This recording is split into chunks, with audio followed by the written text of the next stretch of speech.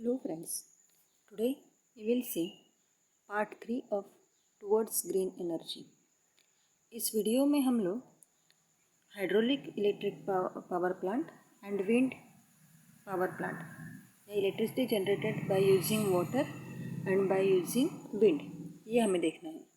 अब तक हमने देखा था nuclear thermal power plant, then nuclear plant, energy generation using fossil fuels, जो नॉन ग्रीन एनर्जी भी हम लोग उसे कह सकते हैं, या जिसमें पोल्यूशन होता है।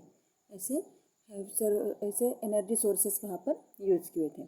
अब ये जो हम लोग यहाँ पर देख रहे हैं hydraulic power plant and electricity generated by wind power plant, तो इसमें क्या हो रहा है, जो कुछ भी इलेक्ट्रिसिटी जनरेट हो रही है that is from the non polluted sources, उससे पोल्यूशन नहीं होता है, या पोल्यूशन कॉजिंग फैक्टर्स जो होते हैं वो हमें यहाँ पर नहीं दिखते हैं। इसलिए ये जो कुछ भी फैक्टर्स यहाँ पर दिख रहे हैं हम लोग, this is called as the non green energy. ठीक है, ग्रीन एनर्जी क्योंकि हमें पता है कि जो पोल्यूशन पर अफेक्ट नहीं करते, that is the green energy. Now before starting hydraulic power plant we will see electric energy generation and environment, जो हमने अब तक देखा हुआ है। तो यहाँ पर क्या होती है, फॉसिल फ्यूल्स या न्यूक्लियर एनर्जी जो होते हैं वो क्या करते हैं, they will causes the pollution and it will badly affect on environment. और अगर हम लोग फ्यूचर में इसके बारे में सोचेंगे, दैट इज़ मोर डेंजरस। क्यों, तो पोल्यूशन होते जा रहा है, इसलिए वो डेंजरस यहाँ पर बनते जाएंगे। देन कंप्लीट बर्निंग अगर हम लोग फॉसिल फ्यूल्स का करते हैं, it will causes air pollution. और अगर इनकम्प्लीट कंबशन हो रहा है तो उससे यहाँ पर carbon monoxide gas is released, और उसी के साथ साथ कुछ टॉक्सिक गैसेस जो होते हैं, सूट पार्टिकल्स होते हैं, जो रेस्पिरेटरी प्रॉब्लम राइज करते हैं, ऐसे भी यहाँ पर रिलीज होते हैं एटमॉस्फेयर में। कार्बन डाइऑक्साइड गैस रिलीज हो रहा है, it will causes global warming and climate change. Global warming के इफेक्ट्स हमें पता ही है। नाइट्रोजन डाइऑक्साइड वो एसिड रेन के लिए यहाँ पर रिस्पॉन्सिबल होता है। इस तरीके से क्या होते जा रहा है कि ये जो कुछ भी हम लोग एनर्जी जनरेशन कर रहे हैं that will badly affect on the environment. उसके बाद जो फॉसिल फ्यूल्स का स्टॉक्स है that is in very limited use, उसका स्टॉक जो होता है वो यहाँ पर बहुत लिमिटेड है। और अगर हम लोग एक्सेस फॉसिल फ्यूल्स यूज़ करते हैं तो जितने भी अब तक बचे हुए फॉसिल फ्यूल्स हैं वो यहाँ पर ख़त्म हो जाएंगे, और नेक्स्ट जनरेशन के लिए वो नहीं मिल पाएंगे। और उसी की वजह से अगर हम लोग फॉसिल फ्यूल्स निकाल रहे हैं तो इन्वायरमेंटल डिग्रेडेशन हो रहा है, क्योंकि हम लोग उसको ज़मीन के अंदर से निकालते हैं, तो इसलिए उसका इन्वायरमेंटल डिग्रेडेशन होते जाता है। और अगर पानी के अंदर से निकालते हैं, in that case there is a marine pollution also takes place. अब जब हम लोग ये सोर्सेस यूज़ भी करते हैं, that time there is also risk for the accidents. और जब न्यूक्लियर पावर प्लांट हम लोग देखते हैं तो उसको हम लोग स्टोर करके भी अगर सोचना चाहें, और उसके वेस्ट जो होते हैं उसको अगर हम लोग डिस्पोज करते हैं, it will also creates lots of problems.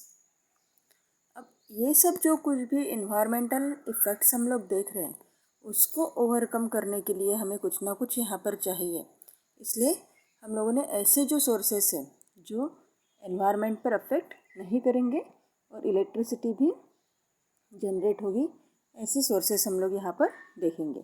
तो उसमें है हमारे इसमें हाइड्रो इलेक्ट्रिक पावर प्लांट, जिसमें वाटर से इलेक्ट्रिसिटी प्रोड्यूस की जाती है, wind power plant, solar energy, biofuels, जो क्या है सभी इको फ्रेंडली है, and from that we can generate electricity which we will require for our daily life. और ये जो सोर्सेस होते हैं उसको हम लोग कहते हैं green energy. Now towards the eco friendly green energy, green energy is that energy in which there is no pollution during the generation. These are energy from water reservoir, energy from wind, energy from sunlight, energy from biofuels. ये जो sources हैं these are renewable and sustainable भी है और उसको हम लोग बार बार use कर सकते हैं। जो पोल्यूशन इलेक्ट्रिसिटी यहाँ पर जनरेट हो रही है that is free of pollution and eco friendly and the entire globe is inclined towards the green energy. ये सब कुछ बैड इफ़ेक्ट्स यहाँ पर हम लोग देख रहे हैं, उसको कम करने के लिए पूरा वर्ल्ड जो है, पूरा ग्लोब जो है वो यहाँ पर ग्रीन एनर्जी की तरफ मूव होते जा रहा है। Now first we will see hydro electric energy क्या होता है, किस तरीके से वाटर से हम लोग इलेक्ट्रिसिटी जनरेट कर सकते हैं, ये यहाँ पर हमें देखना है।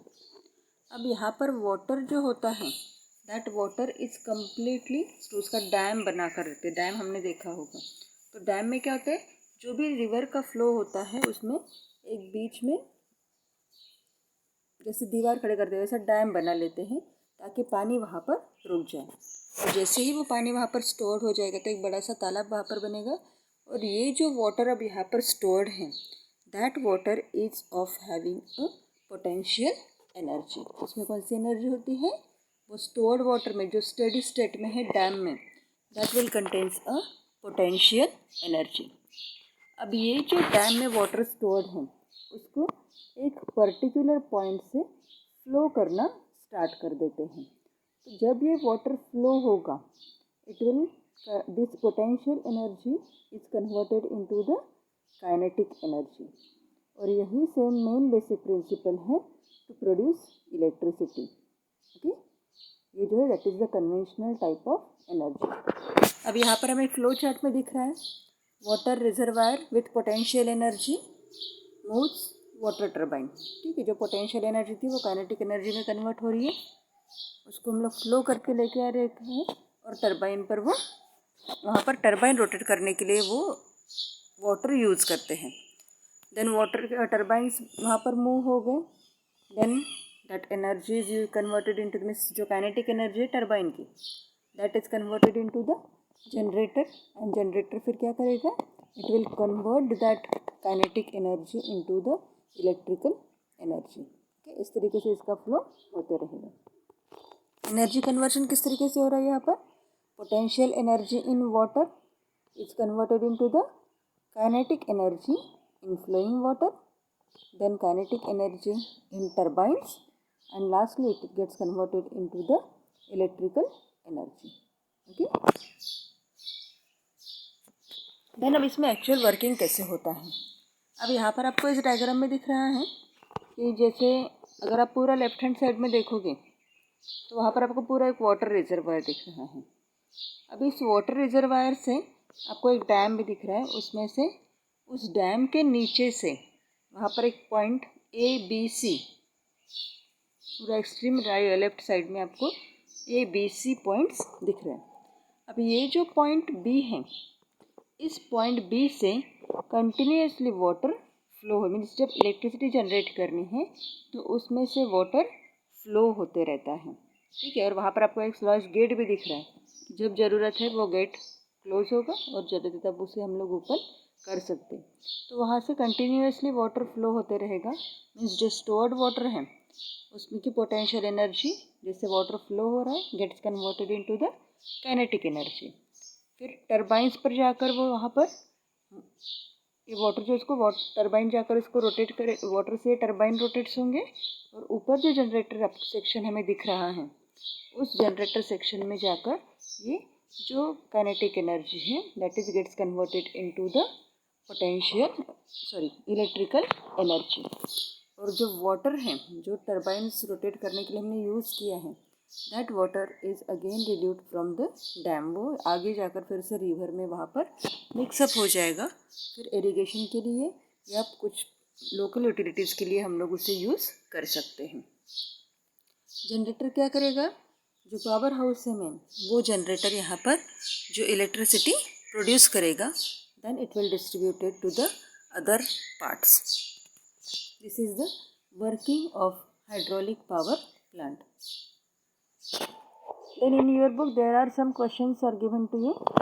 Use your brain power. यहाँ पर फर्स्ट क्वेश्चन है आपका, with respect to point B, potential energy of how much water reservoir in the dam will be converted into the kinetic energy। अब यहाँ पर उन्होंने कहा है कि काइनेटिक कितनी पोटेंशियल एनर्जी काइनेटिक एनर्जी में कन्वर्ट होगी, मीन्स कितना वाटर हम लोग वहाँ पर डैम में से फ्लो कर सकते हैं। तो यहाँ पर जब गेट बी हम लोग ओपन कर रहे हैं तो जितना वाटर यहाँ पर ट्रांसफ़र होगा गेट बी से, क्योंकि बाकी का पानी पूरा स्टोर्ड है, तो जो गेट बी से वाटर यहाँ पर फ्लो हो रहा है उतनी ही अमाउंट की पोटेंशियल एनर्जी कन्वर्ट हो जाएगी काइनेटिक एनर्जी में। Then what will be the effect on electricity generation if the channel taking water to turbine starts at point A। अब पॉइंट ए से अगर हम लोग वाटर को यहाँ पर फ्लो कर रहे हैं तो उस कंडीशन में क्या होगा, अगर ऊपर की लेवल से पानी नीचे आ रहा है तो नेचुरली पानी की स्पीड ज़्यादा होगी, ठीक है, पानी ज़्यादा फोर्स से यहाँ पर आएगा और जो टर्बाइन से वो भी यहाँ पर स्पीडली रोटेट होकर इलेक्ट्रिसिटी जनरेशन भी यहाँ पर ज़्यादा होगा। What will be the effect on electricity generation if the channel taking water to turbine at point C। Point C से अगर हम लोग यहाँ पर पानी निकाल रहे हैं तो उस कंडीशन में क्या होगा, पानी बहुत स्लो स्पीड से आएगा, क्योंकि लेवल अगर हम लोग डाउन कर रहे हैं तो उस कंडीशन में पानी क्या होगा, स्लोली मूव होगा, और उस कंपेरिजन में इलेक्ट्रिसिटी भी मीन्स टर्बाइन स्लो रोटेट होंगे and because of that electricity production is also less, वो भी यहाँ पर कम हो जाएगा। Then advantages, what are the advantages of hydro electric power generation.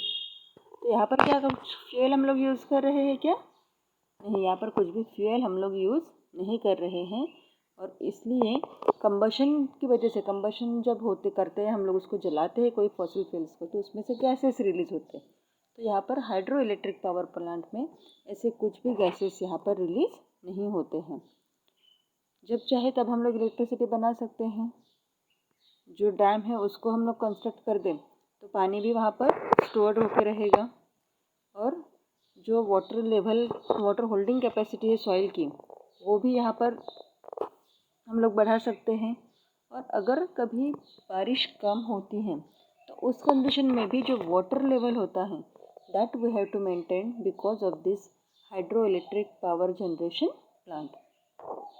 Then problems, अब इसके प्रॉब्लम्स क्या हैं या डिसएडवांटेजेस भी आप उसे बोल सकते हो। सम विलेजेस और सेटलमेंट्स आर सबमर्ज्ड, क्योंकि डैम अगर हम लोग बना रहे हैं तो आजू बाजू के जो गांव हैं उनको यहाँ पर अफेक्ट हो सकता है। क्यों, तो डैम का पानी अगर स्टोर होते जाता है तो अब आजू बाजू का एरिया भी वो कवर करते हैं। देन जो लोग हैं जिनकी कुछ एग्रीकल्चरल लैंड होगी या उनके घर हो गए तो उनको गवर्नमेंट वो दूसरी जगह पर उनकी सेटलमेंट करके देते हैं, तो ये भी एक उनका डिस्प्लेसमेंट एंड रिहेबिलिटेशन, ये जो होते हैं वो भी मेजर प्रॉब्लम्स यहाँ पर हम लोग कह सकते हैं। कुछ एग्रीकल्चरल लैंड्स हैं, फॉरेस्ट, बायोडाइवर्सिटी, ये सब उस पानी के नीचे जाने की पॉसिबिलिटी यहाँ पर रहती है। Then it will also adversely affect on the aquatic organisms, जो भी पानी में रहने वाले ऑर्गेनिजम्स हैं उनको भी यहाँ पर अफेक्ट हो सकता है। Then major power hydraulic power plants in India, सबसे पहला जो है that is at Tehri, Uttarakhand में है ये, और इसकी कैपेसिटी है 2400 मेगावाट। देन कोयना महाराष्ट्र में जो है that is capacity 1960। Srisailam Andhra Pradesh में, and Nathpa Jhakri in Himachal Pradesh, it is having capacity 1500। ये जो कोयना डैम है महाराष्ट्र का that is the best example for the hydro electric power generation, and in India it is on the second rank. Then एक concept यहाँ पर दिया हुआ है लेक टैपिंग। अब लेक टैपिंग क्या होता है, तो लेक टैपिंग क्या होगा, it involves excavating a tunnel at the bottom of the lake using dynamite. Means अगर हमें जो वाटर सोर्स बढ़ाना है या कहीं पर टनल हमें बनाना है अंडर वाटर में, पानी के ऊपर नहीं पानी के नीचे से ये जो होता है, या कभी कभी फॉसिल फ्यूल्स निकालने के लिए भी ये प्रोसेस यूज़ की जाती है। तो डायनामाइट जिससे क्या बोलते हैं, सुरंग जिसको हम लोग बोलते हैं, वो यहाँ पर निकाल कर पानी के नीचे की ज़मीन जो होती है वहाँ पर होल किए जाते हैं और उसमें से फिर अलग अलग सोर्सेज देकर उसको वाटर को यूटिलाइज़ किया जाता है। ठीक है, तो इसमें क्या करेंगे कि पूरा वहाँ पर वो डायनामाइट भरा हुआ रहता है and then dynamite will gets blast, उसको ब्लास्ट करके वहाँ पर सोर्स या पाइप बना लेते हैं। The water flows with greater force, this increased force of water is used for more electricity generation. ज़्यादा इलेक्ट्रिसिटी बनाने के लिए भी हम लोग उसे यूज़ कर सकते हैं। ड्रिंकिंग वाटर अवेलेबल करके दे सकते हैं। अगर एग्रीकल्चर के लिए लगे उसको इरिगेशन प्रोसेस जो बोलते हैं उसके लिए हम लोग यूज़ कर सकते हैं। और इसमें क्या होता है, कभी कभी अगर ज़मीन के नीचे से जो ऑयल है वो भी अगर निकालना है उस कंडीशन में भी यहाँ पर ये lake tapping process carried out हम लोग कर सकते हैं।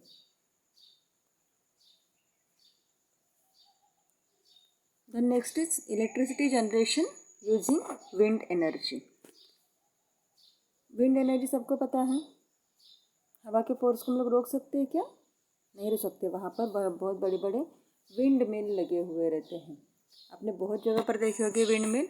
वहाँ पर उसकी जो ब्लेड्स होती हैं, that blades will rotate with the wind. अब यहाँ पर क्या होगा, जो काइनेटिक एनर्जी ऑफ विंड है, क्योंकि हवा बहती रहती है, वो कहीं पर स्टोर्ड नहीं रहती, इसलिए उसमें काइनेटिक एनर्जी होती है। तो ये जो काइनेटिक एनर्जी होती है, that kinetic energy is converted into the electrical energy. ठीक है, ये उसका मेन बेसिक प्रिंसिपल है। अब ये जो टेक्निक्स हैं विंड मिल की, ये टेक्निक पहले के ज़माने में, पुराने ज़माने में पानी निकालने के लिए, कि जो कुएँ से पानी निकालते थे उसके वाटर लिफ्टिंग के लिए और फ्लोअर मिल्स चलाने के लिए ये टेक्निक यहाँ पर यूज़ होती थी। That is the main basis, जिसमें काइनेटिक एनर्जी जो है वो इलेक्ट्रिक एनर्जी में कन्वर्ट होती है।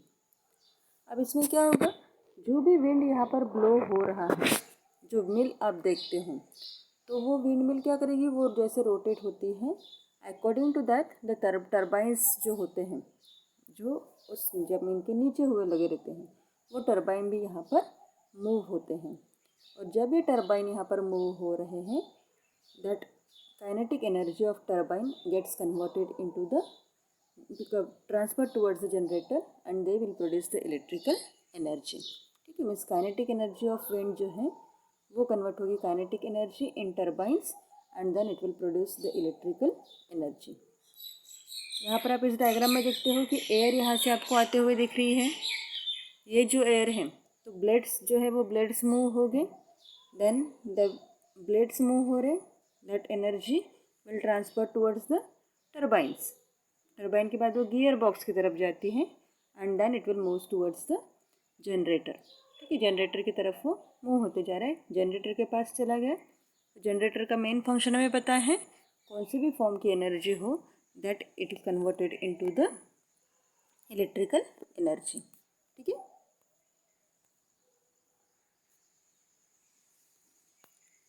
अब ये जो इंस्टॉलेशंस है विंड मिल का, अब उसके इंस्टॉलेशंस के लिए यहाँ पर कुछ स्पेसिफिक फंक्शन प्रिकॉशंस हमें यहाँ पर लेने पड़ती हैं, कुछ फैक्टर्स उसके लिए रिस्पॉन्सिबल होते हैं।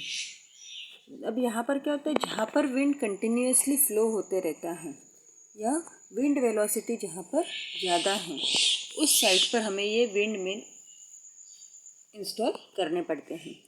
और कुछ जियोग्राफिकल फैक्टर्स जो होते हैं, that will also responsible for the installation of windmills. Then जो sea shore होता है, that is the most suitable place for installation, क्योंकि वहाँ पर wind velocity ज़्यादा होती है। अब ये जो wind velocity है, that is the clean source। ठीक है, बट अगर कहीं पर wind velocity कम होती है तो उस जगह पर हम लोग ये सोर्स यूटिलाइज नहीं कर सकते हैं, ये उसका डिसएडवांटेजेस है। मेजर विल power station in India, Muppandal Kanyakumari में, स्टेट तमिलनाडु, वो जनरेट करता है 7684 megawatt of energy. Then Dhule, Satara, Sangli, Dhalgaon Maharashtra में, Bhuj Gujarat, Dangri wind farm and Jaisalmer wind park Rajasthan में है, उसकी भी कैपेसिटी यहाँ पर 4123 मेगावाट है। देन जोगमती प्लेसेस कर्नाटका में, भोपाल मध्य प्रदेश में, Bhopal at Nagda hills near Dewas जो है उसके पास ये है यहाँ पर मध्य प्रदेश में। देन तिरुमल्ला हिल्स आंध्र प्रदेश, यहाँ पर ये जो है these are the most electricity generation using wind mill, इसके स्टेशंस यहाँ पर हैं। इसके अलावा भी बहुत सारे हैं, बट हमने यहाँ पर इतने ही जो टॉप मोस्ट है उनको हमने यहाँ पर लिया हुआ है।